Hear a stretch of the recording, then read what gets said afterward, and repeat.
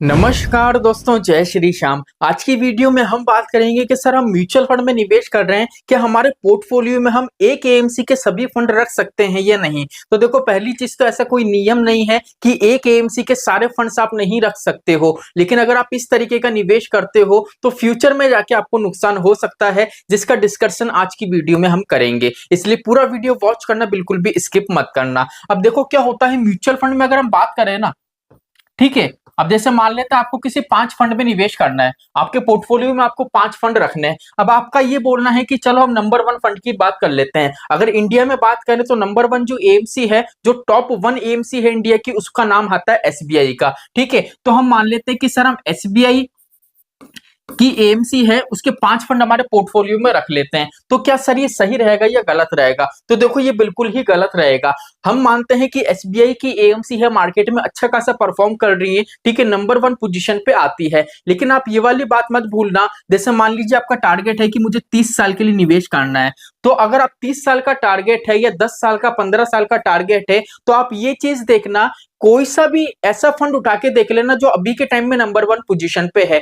कोई भी फंड है जो अभी नंबर 1 पोजीशन पे है, वो हमेशा के लिए नंबर 1 पोजीशन पे नहीं रह सकता। ये म्यूचुअल फंड की सच्चाई है और आपको समझने पड़ेगी। अगर आप ये सोच के निवेश करोगे कि भैया अगर स्मॉल कैप में निवेश कर रहा हूं तो स्मॉल कैप कैटेगरी में ये वाला फंड है, वो नंबर 1 पोजीशन पे है, मिड कैप में निवेश कर रहा हूं, मिड कैप में ये वाला फंड है, नंबर 1 पोजीशन पे है, तो मैं निवेश कर लेता हूं। तो देखो, ये बिल्कुल गलत होगा, बिकॉज कोई सा भी फंड हो, वो नंबर 1 पोजीशन पर लाइफ टाइम के लिए नहीं बैठ सकता है। वो डिपेंड करता है कि उसके अंदर के जो स्टॉक्स हैं, जो होल्डिंग है, वो मार्केट में कैसा परफॉर्म कर रहे हैं। ठीक है, पहली चीज तो आपको ये समझ में आ गई कि नंबर 1 पोजीशन पे कोई भी फंड नहीं रह सकता। अब दूसरी चीज है कि सर एक एएमसी के सभी फंड रखे नहीं रखे। तो देखो यहाँ पे क्या होता है, अगर एक एएमसी के सभी फंड आप रखोगे ना तो कोई नियम नहीं है, लेकिन क्या होता है, अगर मार्केट में जैसे आपका टारगेट है मुझे 30 साल के लिए निवेश करना है, अब आपको 10 साल कंप्लीट हो गए, अब 11वें साल में मार्केट में कोई ऐसी नेगेटिव न्यूज आ गई कि इस एएमसी ने पहले इतना स्कैम करा था, मतलब फ्यूचर में अगर कोई भी स्कैम निकल के आ गया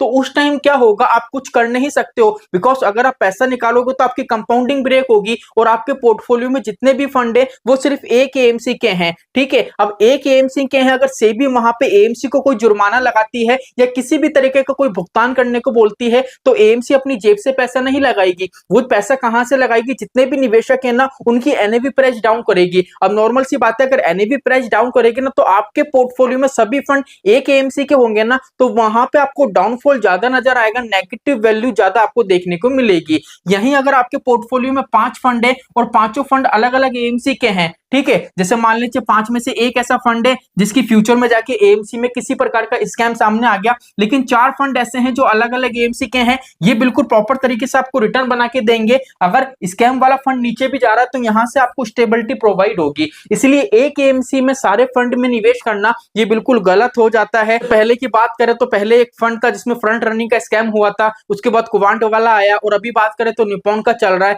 तो एक एएमसी के साथ जाओगे तो आपको दिक्कत परेशानी हो सकती है। इसलिए कोशिश यही करो अपने पोर्टफोलियो को डाइवर्सिफिकेशन आपको देखने को मिले। अब डाइवर्सिफिकेशन पोर्टफोलियो क्या होता है, अगर इस पे वीडियो चाहिए तो कमेंट करना, वीडियो जरूर आएगा। लेकिन एक एएमसी में अपना पूरा पैसा निवेश मत करो, ये सिर्फ आपका गलत रहेगा। अगर इस तरीके का निवेश करोगे तो फ्यूचर में जाके आपको नुकसान हो सकता है। तो चलिए, आज के लिए इतना ही, मिलते हैं हमारी नेक्स्ट वीडियो में। जय श्री श्याम दोस्तों, जय श्री राधे।